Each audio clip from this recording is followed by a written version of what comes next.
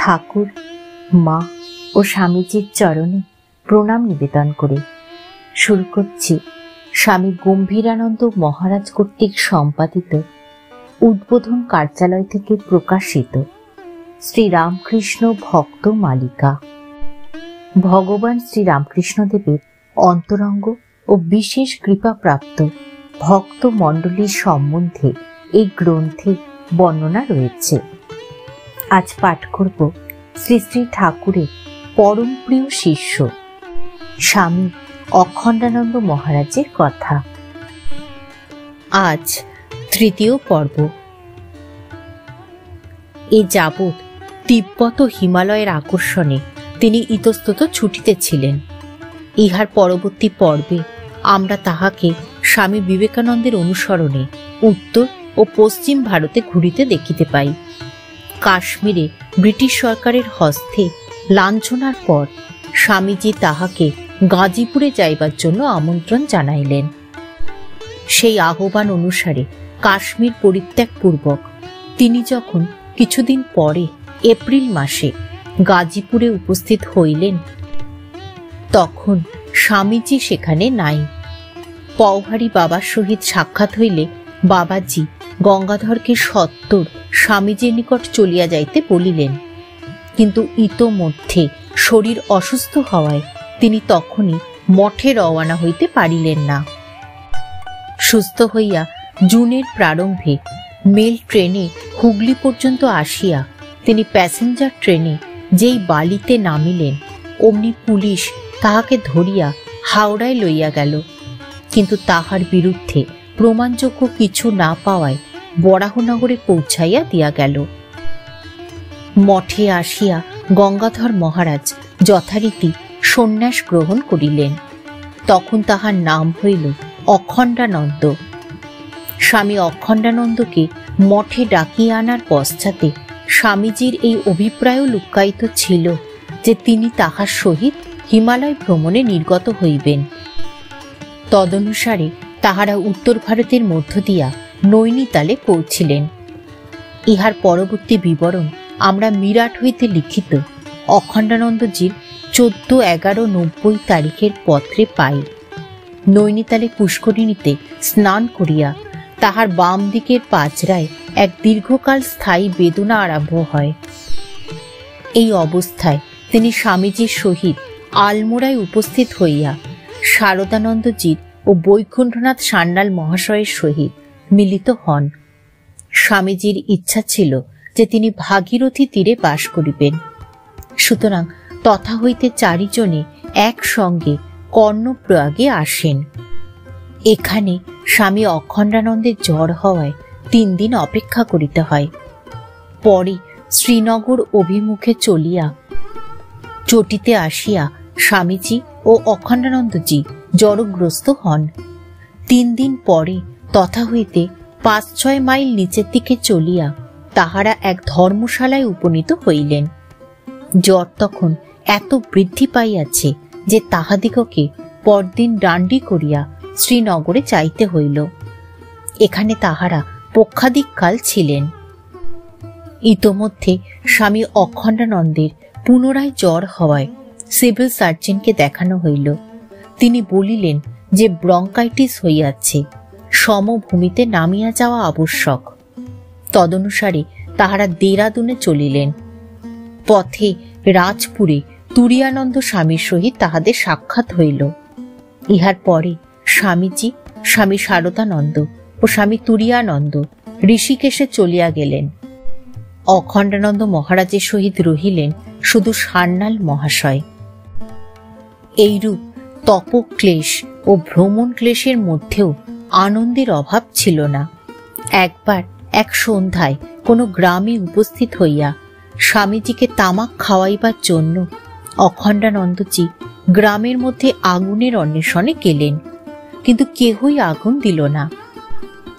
ইহাতে সকলেই একটু চিন্তিত হইলেন। যে গ্রামে আগুনই দুর্লভ, সে গ্রামে ভিক্ষার তো কথাই উঠিতে পারে না। এমন সময় অখণ্ডানন্দজি বলিলেন, এক প্রবাদ আছে, গাড়োয়ালিতে সদৃশ দাতা নাই, তবে লাঠি না দেখাইলে তাহারা কিছুই দেয় না। প্রবাদ বাক্যানুসারে বিকট চিৎকার সহকারে তিনি বলিতে লাগিলেন, লকড়ি লে আও, আগ লে আও। অমনি দেখিতে দেখিতে কাষ্ঠ ও অগ্নির সহিত রুটি, তরকারি, তামাক সবই আসিয়া পড়িল। দেরাদুনে উকিল পণ্ডিত আনন্দ নারায়ণ অখণ্ডানন্দ মহারাজের চিকিৎসাদির ভার লইলেন। পরে ইনি সমস্ত পাথেয় খরচ দিয়া তাহাকে সাহারানপুরের পথে এলাহাবাদে যাইতে বলিলেন। সাহারানপুরে তিনি 2-3 দিন উকিল বঙ্কুবিহারী চট্টোপাধ্যায় মহাশয়ের বাটিতে ছিলেন। সেখান হইতে উকিলবাবুর পরামর্শ অনুযায়ী তিনি এলাহাবাদ না যাইয়া মিরাটে তৈলক্যনাথ ঘোষ অ্যাসিস্ট্যান্ট সার্জেন্ট মহাশয়ের বাটিতে আশ্রয় লইলেন। শীঘ্রই স্বামীজি তাহার মিরাটে অবস্থানে খবর পাইয়া সদল বলে তথায় উপস্থিত হইলেন এবং সেখানে 4-5 মাস থাকিয়া গেলেন। পরে স্বামীজি একাকী ভ্রমণ মানসে সকলকে পরিত্যাগ করিতে উদ্যত হইলে অখণ্ডানন্দ মহারাজ বলিলেন, তুমি যদি পাতালেও যাও আর সেখান থেকে তোমায় খুঁজে বার করতে না পারি, আমার নাম গঙ্গাধর নয়। তারপর গঙ্গাধর মহারাজ বৃন্দাবনে গেলেন। তথায় 4 মাস অবস্থানের পর পুনর্বার ব্রঙ্কাইটিস হওয়ায় তিনি জুন মাসের প্রারম্ভে এটোয়ায় চলিয়া যান। সেখানেও তাহাকে 5 মাস রোগে ভুগিতে হয়।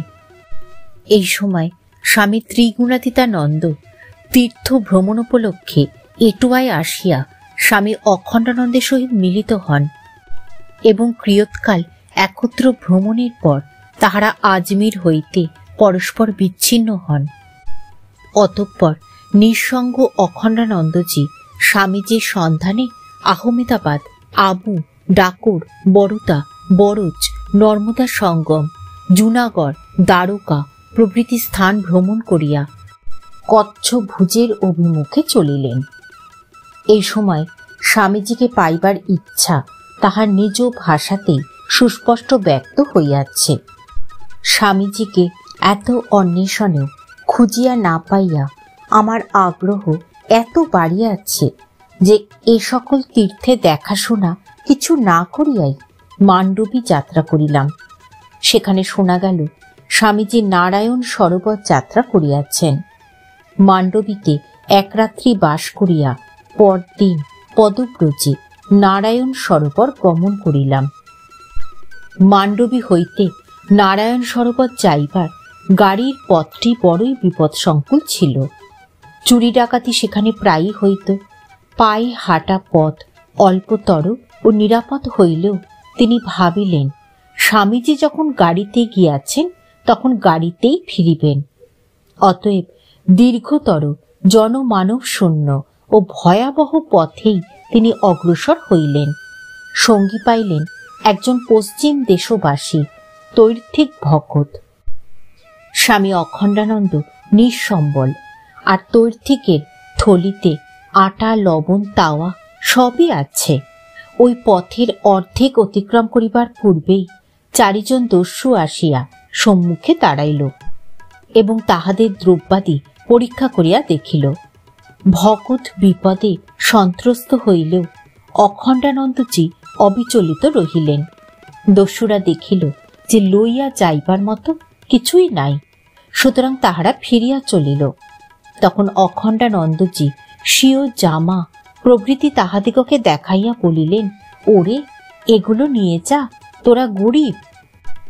কিন্তু একটি লোক তাহার পদধূলি লইয়া বলিল, দুয়া করো মহারাজ, কাপড়া পিঁধলেও, এবং ঠোঁটে আঙুল দিয়া ইঙ্গিতে জানাইল কিছু যেন প্রকাশ না পায়। পরে নারায়ণ সরোবরে উপস্থিত হইলে সেখানকার মহান্ত সব শুনিয়া বলিলেন, আপনার পুনর্জন্ম হইয়াছে। সঙ্গে 5টি টাকা থাকলেও আপনার আর প্রাণ থাকত না। এত কষ্টের পরেও নারায়ণ সরোবরে সংবাদ পাওয়া গেল যে স্বামীজি অন্য পথে আশাপুরী নামক দেবী স্থান দর্শনে গিয়াছেন। অখণ্ডানন্দজি যখন সেখানে গেলেন, স্বামীজি তখন মান্ডবীতে ফিরিতেছেন। অবশেষে অখণ্ডানন্দজি মান্ডবীতে স্বামীজির সহিত মিলিত হইলে স্বামীজি বলিলেন যে তিনি একাকী থাকিতে চাহেন, অতএব গঙ্গাধর মহারাজ যেন পশ্চাৎ অনুসরণ না করেন। গঙ্গাধর মহারাজ উত্তর দিলেন, তোমার কাজের বিঘ্ন আমি করব না। তোমাকে দেখবার জন্য ব্যাকুল হয়েছিলাম, সে আকাঙ্ক্ষা মিটেছে, এখন তুমি একলা যেতে পারো। ইহার পর স্বামীজি ভুজে গেলেন। গঙ্গাধর মহারাজ সত্যবাদিতার পরিচয় দিবার জন্য একদিন পরে তথায় যাইয়া স্বামীজির সঙ্গে এক পক্ষকাল কাটাইলেন। অতঃপর পোরবন্দর পর্যন্ত আর তাহাদের সাক্ষাৎ হয় নাই। পোরবন্দরে পুনর্মিলনের পর অখণ্ডানন্দজি একাকী জিতপুর, গোন্ডাল এবং রাজকোট হইয়া জামনগরে গেলেন। ঠাকুর, মা ও স্বামীজির চরণে প্রণাম নিবেদন করে শেষ করছি আজকের পাঠ। ঠাকুর শ্রী রামকৃষ্ণদেবের পরম প্রিয় শিষ্য স্বামী অখণ্ডানন্দ মহারাজের তৃতীয় পর্ব।